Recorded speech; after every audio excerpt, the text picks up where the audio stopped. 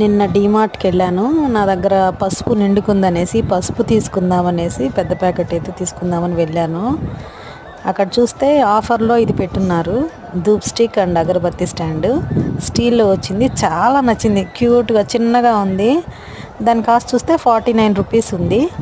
And దానిలో కూడా offer పెట్టారు, అది 24 రూపీస్. అసలు నాకైతే చాలా నచ్చిందనమాట. ఎవరన్నా గిఫ్ట్ చేయడానికి కూడా, ఇప్పుడు వరలక్ష్మి వ్రతం అలా ఉంది కదా, అలా గిఫ్ట్ చేయడానికి కూడా చాలా బాగుంటుంది అనిపించింది. మీ డీమార్ట్లో ఉంటే కనుక ఒకసారి ట్రై చేయండి.